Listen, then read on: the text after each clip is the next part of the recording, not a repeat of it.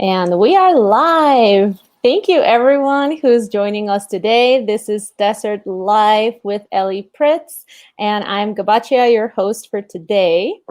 As usual, we want to start with a land acknowledgement. So we're just going to take this initial moment to respectfully acknowledge the indigenous peoples who have stewarded the land we are on for time immemorial, and acknowledging that we are guests here and understanding the big privilege that that is. So for Joshua Tree, the indigenous peoples of particular Joshua Tree National Park are the Mojave, Cahuilla, Serrano, and Chemehuevi. And for Santa Fe, New Mexico, where I am tuning in from, the indigenous groups are Jicarilla, Apache, and the Pueblo people. And Ellie, I pass it on to you. Thank you. Today I am broadcasting from native land of the Chinook people in Portland, Oregon. Thank you for that. And this event is possible thanks to the support from the Desert Institute, which, if any of you tuning in today are new to the Desert Institute, we are the branch of the Joshua Tree National Park Association that's dedicated to bringing educational, cultural, and artistic programs to the field within Joshua Tree National Park and its surrounding public lands. Now, granted, we've adjusted to the current conditions of our world, so now we're also doing some virtual events, which have been really fun and have also enabled us to reach audiences that are beyond our desert and keep spreading the knowledge that we already love to share. So thanks for being here. I want to go into some rules for our live stream. The first one is just please be nice to each other on the chat. We love to hear your thoughts. We love to hear your questions. And also, if you have particular questions, I do encourage everyone to use the little Ask a Question tab on the screen, because that helps us get organized while we're answering questions. So if you could use that, we appreciate it. In case we get disconnected, please wait while we are doing the troubleshooting on our end. And if you are still experiencing issues, just try to refresh your browser. That normally does it. If anything else goes wrong, just pay attention to the chat. We'll be tuning in there with updates. So bear with us. It's technology, and there's always a little glitch here and there. Also, if you experience something like the sound dropped or the image is not showing up, you can add that to the chat or the Ask a Question tab, and we'll take care of it. Last but not least, if you were able to donate to attend today, thank you so much for that. Another way to support, if you are not able to donate, is just to share our donation link with your friends, is to share our programming with your friends. And at the end of today, I'll also post our links to the YouTube channel where you can watch the replays from all our Desert Live series, as well as the Instagram link, so you can spread the word about our programming and what's coming up next. We're also working on facilitating presentation materials. Like you saw at the top of the chat right now, you can find a link to download some presets made by Ellie for you to edit along or to edit on your own time and play around with those. So those are available for free right now for people that are registered for the event. So take advantage of those. They won't be free for a longer period of time. So get them today and edit along if you're able, or on your own time. What else? Okay, yeah. So I'll just post more information about ways to support at the end of the presentation. But I want to go into introducing Ellie to those of you who may be new to her work. So Ellie Pritts is an internationally recognized photographer based on the West Coast. Originally hailing from Chicago, Ellie began her career in the arts as a classically trained cellist and photographer through high school. She went on to launch her photography business at the age of 19, dropping out of college to pursue her craft full-time. Her imaginative work has captured the attention of esteemed publications such as Wired and Time magazine, who in 2016 named her one of the top photographers to follow on Instagram in the US. Ellie founded the world's first collaborative photography app on iOS, Hippo. Hippo was featured by Mashable, The Next Web, and Lifehacker upon launch. Shortly thereafter, in 2017, Ellie was asked to help launch Apple's Instagram account, Apple, and went on to work as an art director on the Shot on iPhone campaign worldwide. And today, Ellie is going to give us an inside look at some of her most well-loved photos from Joshua Tree, and then we'll be diving into a quick edit session with her, where we'll get to see her process as well as play along with our own presets and Lightroom if you guys have gotten to download all that fun stuff. So thank you, Ellie, for joining us today, and I'll just hand it off to you so that we can get started and check out some of your beautiful photography. Amazing. Thank you so much for the intro. Thank you everyone for tuning in today. I'm really excited to share this work with you and give you a little bit of behind the scenes on my editing process. I've actually never shared any of this before, so bear with me. I hope that you find it educational and entertaining. But first I'll start by sharing some of my favorite work that I have done in Joshua Tree. So I'm going to share my screen with you all and get started on that. All right. And in this view, I can't see the chat. So if you're having any issues seeing anything on my screen or hearing me, just leave a note in there and someone will hopefully hop on the line and let me know. This is the first photo that I want to show you. It is not from Joshua Tree. All the rest of them are, but it's one of my favorite photos. And this is from an area called the Grand Staircase, kind of around Utah, Arizona area. And Ellie, I'm going to stop you right there. I think we're not seeing the right photo right now. Okay. What do you? Can we reset and reshare? Yeah, sure. Okay, cool. Because I'm just seeing the Chrome tab with the chat, and it says you are screen sharing, but I'm not seeing the photo. Okay, hold on. No worries. Whoa. I will try once more. No worries. So, okay, is this working? This is working. Yay, perfect. Thank you. Okay, and I'll be taking care of the chat and stuff, so you don't have to worry about that. You'll hear my voice come through. Okay, fantastic. Thank you. Thank you. You're welcome. Okay, I'll start over a little bit. So this is my first photo. Also the only one I'm going to show you today that's not from Joshua Tree, but it's a good representation of the work that I do, especially when it comes to color grading. So without further ado, I'll keep going. This is one of my favorites that I've taken in Joshua Tree. This effect, obviously there's a lot of post-production happening here, but actually I brought colored gels, like the kind that you would use on lights in a studio, and took a few gels and just held them essentially in front of my lens to create a little bit of a gradient. I took two gels, one was pink and one was yellow. So you can see that there, and that was done just in front of the camera and then enhanced a bit after, but actually the effect was really cool just straight on the camera. Ellie, what inspired you to work with gels that day? What inspired me? I had just gone to Sammy's, which is an amazing camera store chain in the LA area. And they have a tremendous collection of colored gels, which when I'm not doing amazing desert work, I'm usually doing studio photography, portraits and things like that, very creative and using a lot of gels.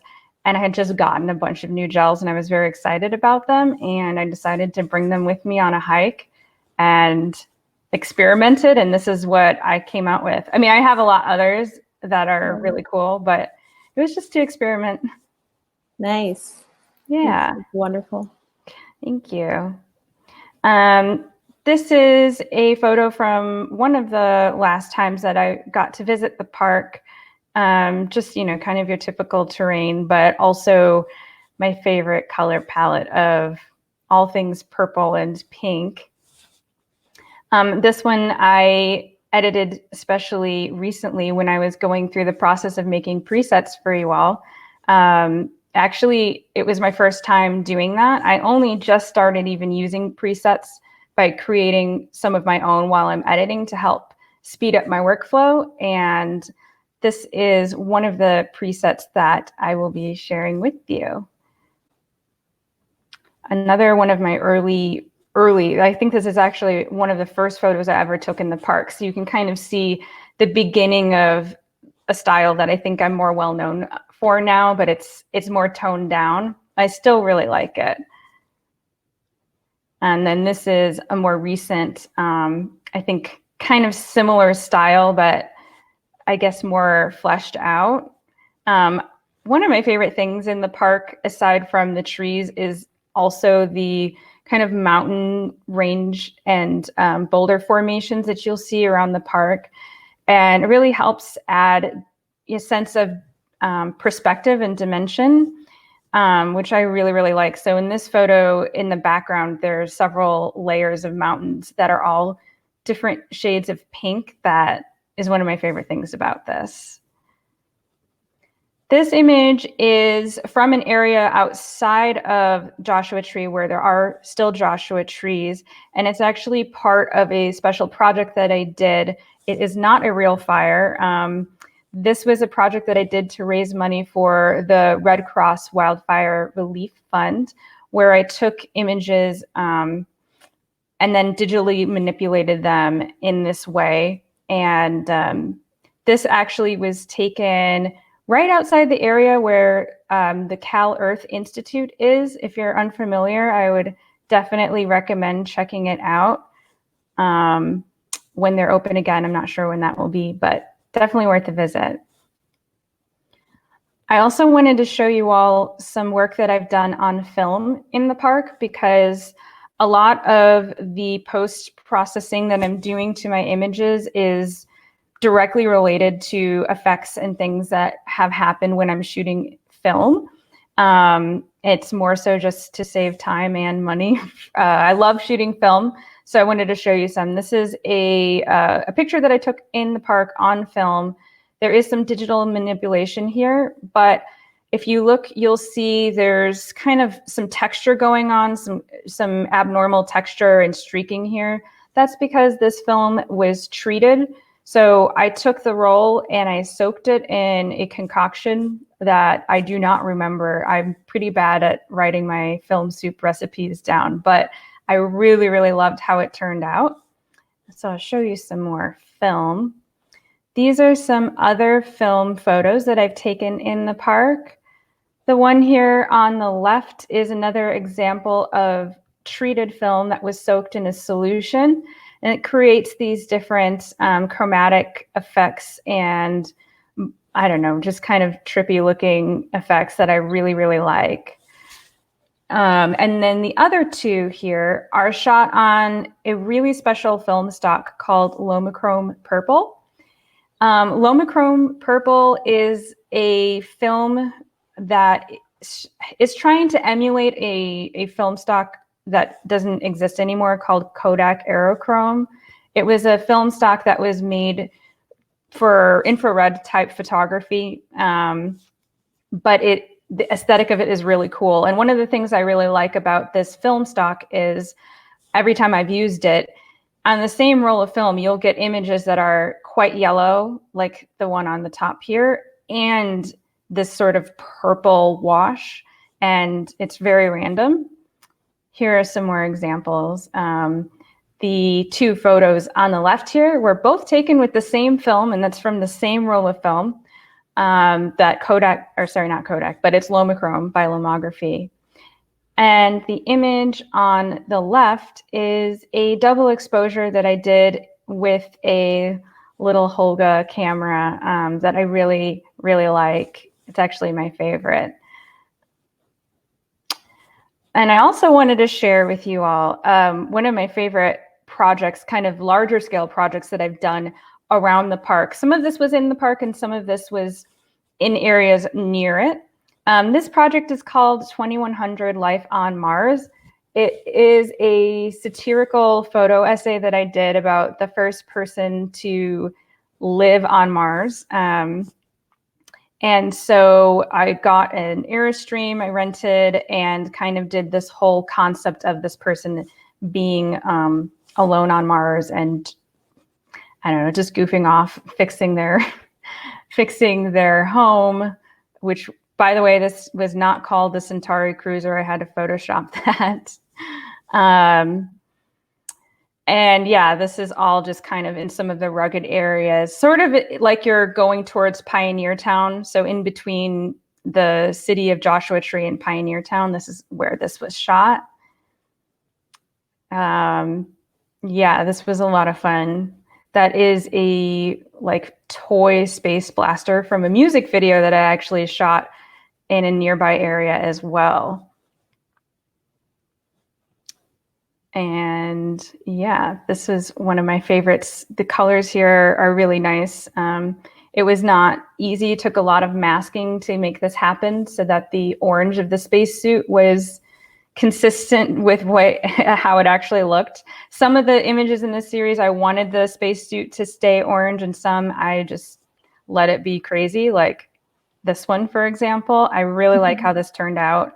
This was shot in the park, and this was shot while I was on the Boy Scout trail, but I think I actually had like veered off of it a little bit, but this is a really, really great spot. And before I dive into the edits and showing you how I do that, I wanted to show you some examples of what some of the images that you just saw looked like before they were edited, just so you can get a sense of how much work I do in Lightroom and Photoshop afterwards, and hopefully to inspire you, because some of these photos I would have said were kind of, I don't know, not super interesting on their own, but they can become this sort of magical new world with just a little help in Lightroom. This one is really cool. So Ellie, would you say that when you are making these photographs in their quote unquote true color, are you already seeing the treatment, or does that come after? I would say half of the time I'm already seeing how I want it to look when I shoot it. And the other half of the time, I'm still composing the image the way that I would as a photographer, so that, you know, it's still well composed. And then once I get into Lightroom and start messing around, and you're going to see my process. It is very random. I kind of just start playing with different palettes. And then once I get something that I really like, sometimes it's what I thought it was going to be. Sometimes it's not. But in the moment while I'm actually in the park shooting, I'm really trying to just compose well, which is a challenge in itself. I find that landscape photography is some of the most challenging work that I've done. So I'm pretty preoccupied with like actually just taking what I think might be a good photo, and then the rest of the magic happens later. Yeah, I totally get that, because you cannot really control the composition other than where you're gonna take the photo from. It's not like you're gonna move the tree. Exactly. Well, thanks for sharing that. Yeah, of course. This is the last one that I will show you all before I move over to Lightroom. This is one of my favorite photos from that 2100 series, which the full thing is on my website if you're interested in checking it out. But yeah, this is what the difference between what it looked like in real life and how it ended up looking after. So cool. now, Can you go back to, or you were talking about masking, and I thought it might be helpful for some folks to understand what that masking means when you're editing and like picking out the colors. Yeah, absolutely. I'll describe it. I'm not going to do it in Lightroom right now. Right. But essentially what masking is taking a part of your image and applying an effect or a change only to that area. So for example, this photo that you're looking at right now, where you can see that the original spacesuit color is orange, and in the edit, it ends up kind of this lime green neon color. If I had wanted to keep his suit orange and then all the rest of the photo have the same color grade, what I would have to do is essentially manually go through and exclude the part of the image that contains the spacesuit from being affected by all of the other color grading that's done. And that's what masking is called. And I do mask my images on occasion, but I tend to try not to get too deep into the photoshopping of what I'm doing and really kind of just concentrate on color grading. But masking it can be very time consuming, and it's not my favorite thing to do. So usually I will outsource it if I have to do it, but it's something that most photographers will have to play around with at some point. Yes, but not today. Awesome. No, thanks for sharing that. I have one more question in regards to what we just talked about. So can you talk more about the process of treating film? Like, what does that look like, and how do you go about knowing which ingredients to play with? Absolutely. I want to like look at these while I'm talking about it. So honestly, there's almost nothing that you can use to soak your film in that will be like bad. I've done bleach, I've done laundry detergent, pretty much anything you can think of. Everyone has different methods of doing it because obviously this isn't an exact science, and that's part of what makes it so fun to do. If you go online, there are people who have essentially recipes of different soaks that you can use. The way that I tend to do it is I will shoot my film first, and then when I'm done, I will soak it in really whatever I want, whatever I have around. I find that cleaning products tend to bring on more vibrant results. And what I'll do is I'll just make like a little concoction and I put it in a mason jar, and then I dunk the film in there, not for super long. Some people will actually heat it up, like essentially like boil the ingredients and then put the film in the hot mixture. I don't do that because I don't know about heating up chemicals and having the steam. I just don't want to get sick, but I do know that it can produce even more vibrant effects. But for myself, I don't heat it. I'll just soak it sometimes for up to an hour. And then it's really important to rinse the film very well. So I will take the film canister usually in a mason jar, and just run water in there for at least 15, 20 minutes, shake it up a lot, just really get it as clean as possible. Some people will actually either in a dark room, or there's these special bags that you can get that you can do things in the dark without having to be in a dark room. They'll actually unspool the entire thing of film and like by hand wipe it down and clean it. It's really up to you and how much effort you want to put into it. And especially if you're developing at home, it's a little bit easier, but to be kind to whatever lab you're working with, you don't want to send them film that has a lot of other chemical residue on it, because it can contaminate their chemicals that they're using, which are usually in batches, so they would otherwise be used multiple times for other people's film. Right. So yeah, after you rinse it really well, then you let it dry, which is the hard part because there's nothing you can really do to speed that up. I guess unless you have a dark room, you can use a hair dryer and unspool the film and dry it it has to be pitch black. Otherwise, what I do is I just leave it outside. I mean, living in LA, it's easy because it's dry and warm most of the time. So I'll just leave my film outside for at least 2 weeks until it seems like it's dry. Or you can leave it in a bag of rice for a couple of weeks, and then you take it in and get it developed, or then you can develop it yourself. Nice. Thank you. Thanks for sharing that. That's super interesting. I was just wondering whether you actually needed a dark room to do that or not. So no, you don't. There are certain parts of it that would maybe go faster if you did. Like I said, you can clean and dry the film obviously a lot more quickly if you just had a pitch black room. I do have a special like film bag thing that I use. But yeah, I mean, if you can do this at home with like really no equipment and no darkroom and still get really, really great effects. Cool. Well, thanks for sharing. Yeah. Okay, I'm going to try switching over to Lightroom. So let me know if you see my screen in Lightroom. Do you see it? Yes, we do. Yay. Okay, so I want to walk you through how to use the presets that hopefully all of you have downloaded by now. They will still be up on my site to be downloaded for free for, I don't know, at least through the weekend, probably a bit longer. So what you'll do is you'll open up Lightroom. I'm using Adobe Lightroom. There's also Adobe Lightroom Classic, and the flow is pretty similar. So once you're in here with your images, if you go to the bottom here, you'll see there's a tab called Presets. And you click on that, and then at the top of this, there are 3 dots.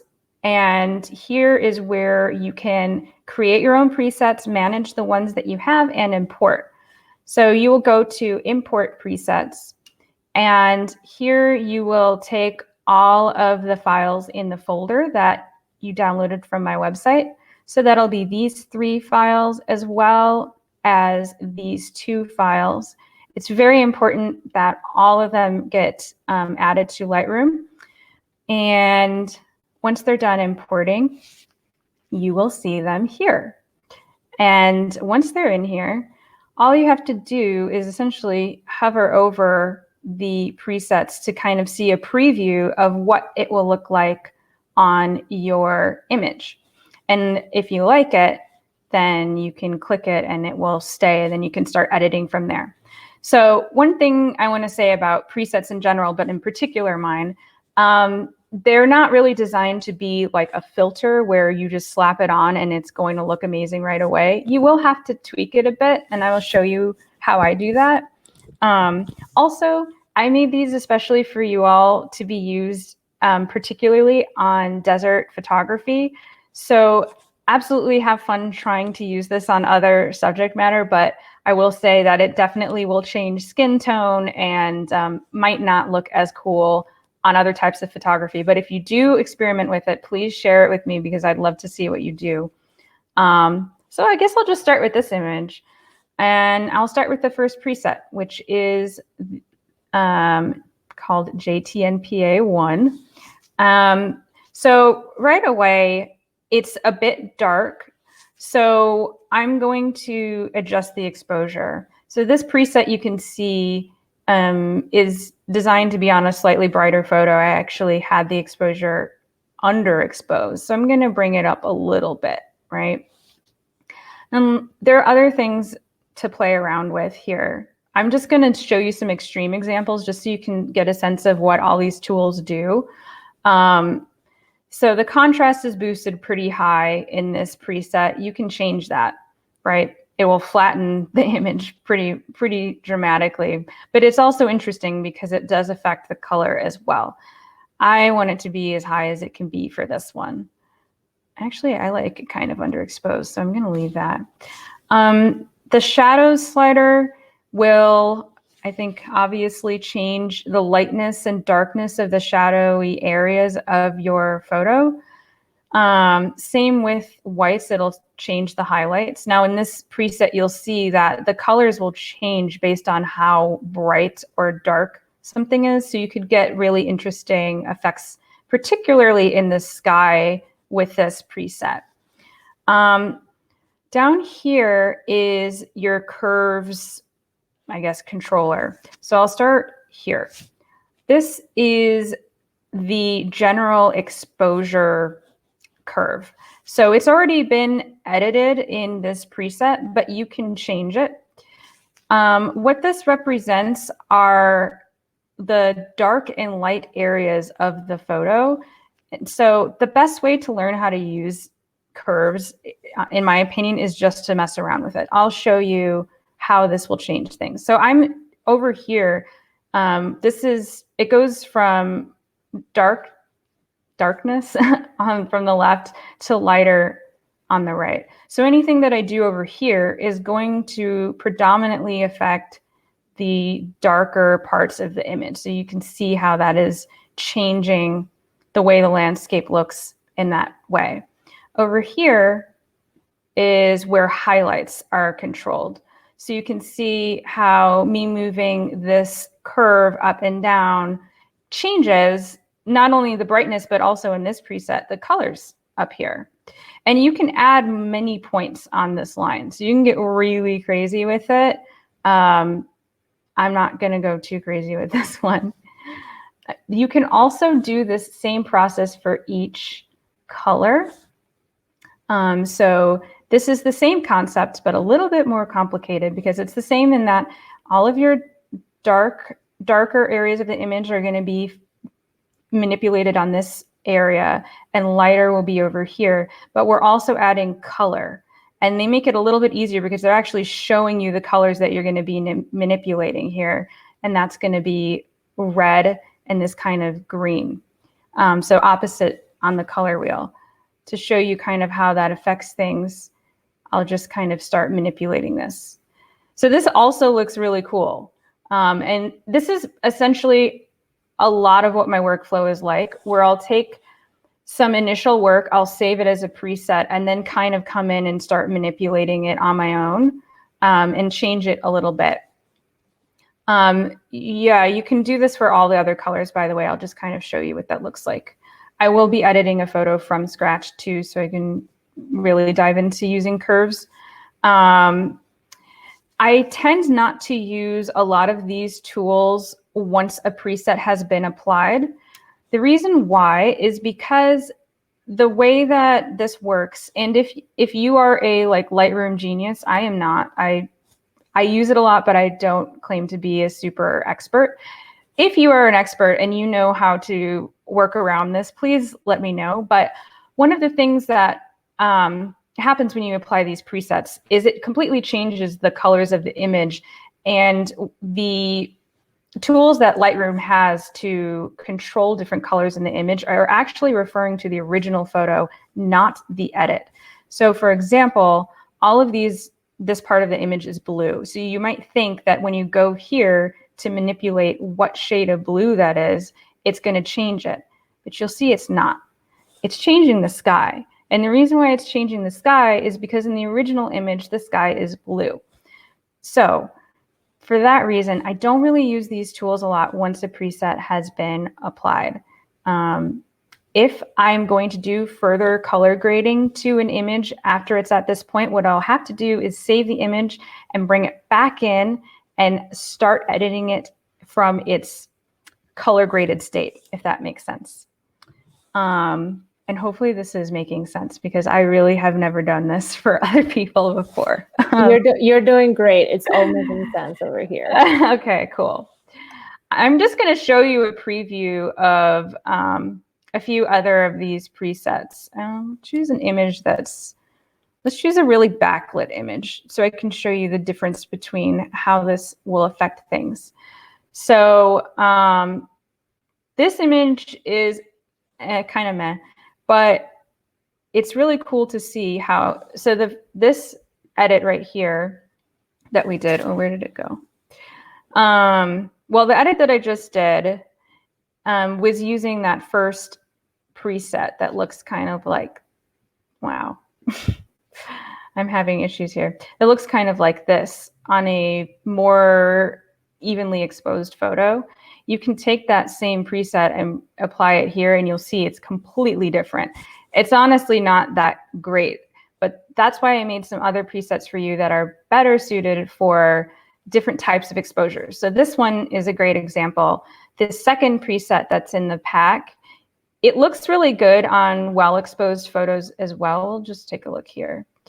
It looks fine, but it really shines in images where there is, it's maybe a little underexposed, or there's some sort of interesting backlighting, which is one of my favorite things in Joshua Tree, is to try to catch light in between branches and leaves. And it's fun composition wise, but then when I come in and start editing, I've had issues with figuring out how to color it in a way that makes sense. So that's what the second preset is designed for. Let's choose another photo. Let's choose this one. So this is the third preset, which I think there are only 3 in this pack, but I am working on more. As you can see, there's already a 4th that I made today. So the third preset is one that I made that's kind of good really for most exposures, but you can go in and play with it. Like, it feels a little bit dark on this image, so you can bring it up. I will say I don't use these sliders a lot. I tend to use curves. So the same kind of effect that I just was doing up there, you can also do that here by just dragging up the dark areas to be lighter. That's more in line with my actual workflow. But yeah, you can do that. And it looks really good, kind of like straight out of the box. I'll give you a sneak peek of one that I'm working on that I did today. This one, actually, I'll choose a better photo. This one, yeah. This one I really like. It's similar to some of the other ones, but I find it's more vibrant. And I had done a test edit with 2 versions of filters, I think on this actual photo, and everyone on Instagram really liked this one. So I'm hoping to release it soon for you all. And yeah, let me show you a little bit of what the process is like to make your own preset, and kind of how I start my whole process. Because obviously these presets I show you, they're more or less the end result of a bunch of work that gets you to that place. I want to do this photo in the style of that Lomachrome purple film. So where I'm going to start is in my curves section here. And I'm going to start here because as you can see, we're going to be manipulating green and kind of a fuchsia, which is where most of my color palettes tend to land. So I'm just going to pick a somewhat arbitrary spot on this curve and drag it down to show you a little bit of what happens here. So already, if you want this to just look like that film that I showed you, this is pretty much exactly what's happening with that film. It's a pretty simple manipulation. And then from here, there are other things that you can do to make it even more interesting. So for me, I don't love this because it's very simple. It looks like you took a fuchsia like filter and put it on top. I like to get more, I guess, inventive. So one of the ways that I like to play with that is by playing with these opposite colors. So I'm just going to start here and take this and make another point and drag it the opposite way to give you an example of what that looks like. So it's taking green, right? And it's inserting green into these darker areas of the photo. I like that effect, but I don't love how it's showing up in these darker areas. It's kind of weird. So what I might do is change it to be in a different spot. Now, keep in mind, the further to the right I go, the lighter area of the picture I'm going to manipulate. See how that's happening? So here it's all the darker areas are going to be green. And as I move this up, lighter and lighter areas of the photo will be green. And I'm just showing this as an example, but it's actually kind of cool looking over here. So maybe I'll start playing with that. Ooh, that's kind of cool. But then now it's kind of like overexposed looking. So then I can come up here and kind of change that. Ooh, wow, that's pretty cool. I'm literally dictating like what my thoughts are in my head. I actually really like how this is kind of turning out. let's experiment with some other ways to manipulate it and see what happens. Because honestly, a lot of this is just experimentation. So another thing we can easily change here is going to be the temperature, the color temperature of the photo. And once you make those curves adjustments, this can have a huge impact on the photo, is just changing and messing with the color temperature. So I'll show you the extreme here of how that shows up. This is kind of cool. Which way do I like it? I kind of like it this way, but again, it's getting like really overexposed looking. So you can like bring that down. Maybe I'll mess with the tint here. That can, oh wow. Yeah, see. So there's like a lot of cool color theory that happens when you're really, really messing with a bunch of different colors at the same time, which I really like playing with.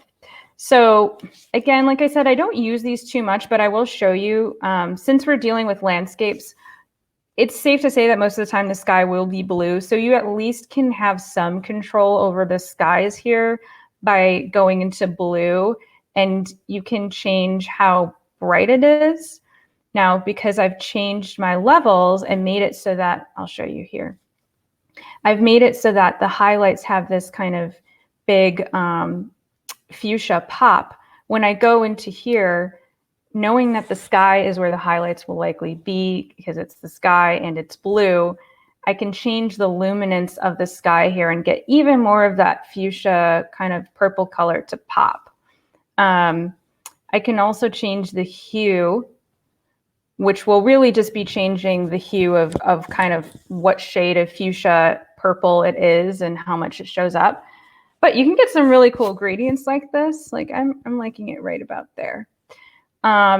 Depending on where you're shooting, if this were more like traditional forest scape, but we'll try it anyway. You can go to your green color mixer and start messing with things. You'll see, because Joshua Tree is not super green. It's not actually, like, changing this is doing nothing. Sometimes when I'm shooting in Joshua Tree, I'll get yellows to kind of do something, but even that's not doing much. I'll show you the original or a similar original photo to kind of show you how naturally there's not a ton of color pops. So really the skies, if you're shooting in Joshua Tree, are going to be where most of the fun editing will happen. For whatever reason, this isn't, you can see in the preview here, I'm having issues with Lightroom, so you're having them with me. The work I did is showing up here and it's not showing up here. I don't know why. Yeah, no worries. I'm going to show you what my process is. So let's say, and I actually do really like the edits that I did on that photo. So let's say you've done this process and you really like it and you don't want to have to manually do it again. I'll show you how to make your own preset. You go back here and you just click Create Preset. So I will call this JTNPA 5 and save. It does give you the option to not save certain things. So let's say you did a lot of other things to the photo. All I did was color grade, but let's say that you added a bunch of grain, fixed lens distortion, and other things, and maybe you don't want that same thing to be applied to every photo that you use the preset on. You just uncheck those boxes. But since I didn't do any of those types of manipulations, I can leave it and hit save. And then again, when it's working properly, it will show up here under user presets, and then you can use it on other photos. So yeah, actually, there we go. Are you going to show up now? No. We're hoping for it. Do you think if you refresh it or exit out and come back in? Yes, probably, but I've actually been having this issue with Lightroom all day today, and it's not even letting me close the program. I would have to restart my computer to do it. Wow. Which is annoying. But I think you still understand kind of hypothetically how it would work. It's the same concept as what I was showing you all here. Sure. It's just that it would actually work for you, hopefully. Technology, Right. but yeah, that's kind of I want to leave time because I cannot see the chat. I want to leave some time here at the end to go over any questions that anyone might have about my kind of wacky process, and if it made sense or any sort of insight or help I can offer. I would love to take this time to do that. Sure. Let's see if anybody, you can exit out of your share screen if you like. Okay, I will stop, and then if someone needs me to show them something in Lightroom, I will do that. Yeah, we can pop right back in. So if anybody has any questions or comments, you can enter those in the chat right now or in the Ask a Question tab. I did have a couple of, oh wait, but then you answer my questions. Like I had questions and then eventually you answer them. I was like, oh great.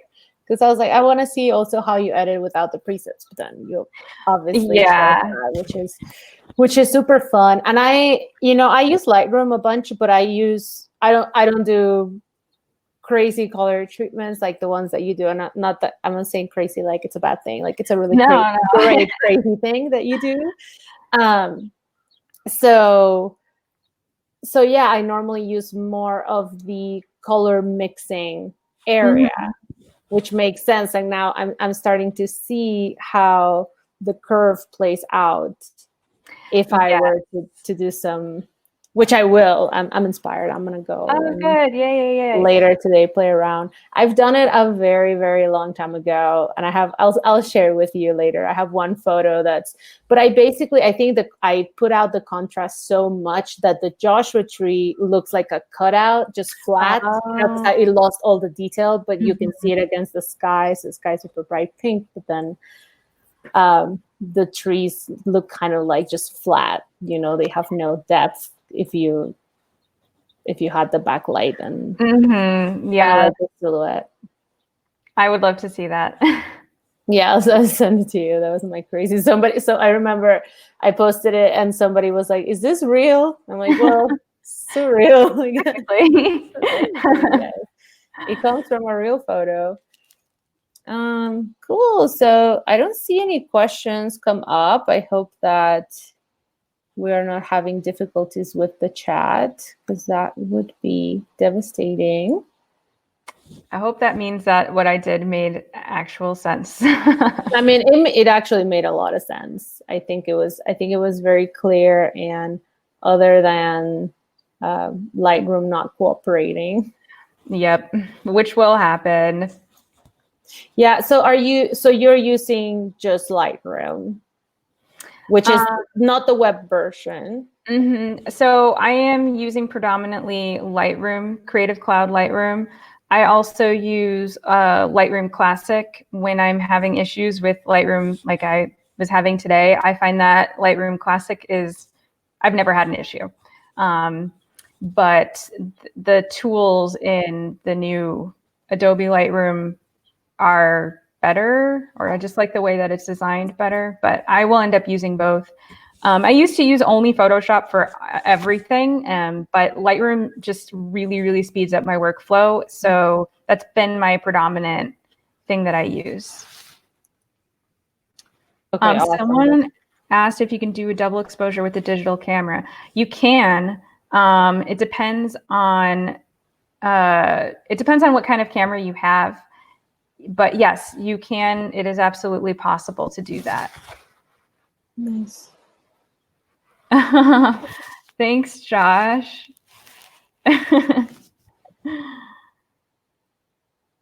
Yeah, I don't want to be like protective over my method because I just showed you all.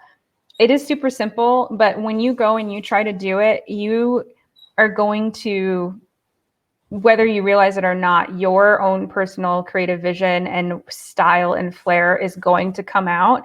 What I'm giving you is just some tools and a launch pad, but I love to see the art that people make that's inspired by what I do, because yeah, I think there should be more vibrant work in general. I know. I think color makes me smile so much that why wouldn't we just put more colors out there? Agreed. But yeah, Josh, I'm really interested in seeing what the glitch art is like. If you have a link, you should definitely post it so that everyone can check it out too. Yeah, I love glitch art. I have if you go on my website, I think it's still there under special projects. There's one of my first like digital art projects is called Project Loss, and it is all glitch art. Fun. Yeah, and I was while you were showing us your process, I was just kind of with my phone taking like little boomerangs of when you were like going from like extreme to extreme. And I was like, this make great gifts. Yeah. It's just how fun it is to just see the color transitions from side to side. So yeah, well, thank you so much for sharing that. Is there anything else that that you want to share with us today? Well, I just want to say thank you for tuning in. And if you have been inspired to create today, please share your work. If you're on Instagram, tag me, put it in your stories. I will see it. Also, if you enjoyed this and you enjoyed seeing any of this work today, Instagram is where I basically live. All my work is there, and I would love to be connected with you all on Instagram if you have one. Awesome. Yes. And if you do, please use the hashtag Desert Live so that we get to see that and share it on the Joshua Tree National Park Association stories and whatnot. I just uploaded a comment with tons of ways to support Joshua Tree National Park Association. And earlier today, we shared Ellie's website, which I'm sure all of you are familiar with. So again, thank you so much for joining us today, Ellie. Thank you, everyone who was here and honored us. Please continue to support. We only have one more main Desert Live event, which is next week, October. No, please. August. We're still in August. I know I want things to happen already. August 13th at 4 p.m. Pacific time, we're doing a Why Leave No Trace panel. So if you are an outdoor enthusiast, we have a wonderful lineup of outdoor advocates and pro athletes that will be speaking to, just the Leave No Trace principles and outdoor ethics, but perhaps in new perspectives that we haven't heard much about yet. So we'll be pro and against the principles. So come check it out because it should be interesting to just get into those difficult conversations on what ethics or rules or policing or gatekeeping can do for the outdoors and communities at large. So thanks so much for joining us today. This was Desert Live. I'm your host, Gabachia, and our guest today was Ellie Pritts. So thank you so much for being here, and we'll hope to see your edits at some point. Yes, I can't wait to see. Thank you all. Thank you. Have a good one.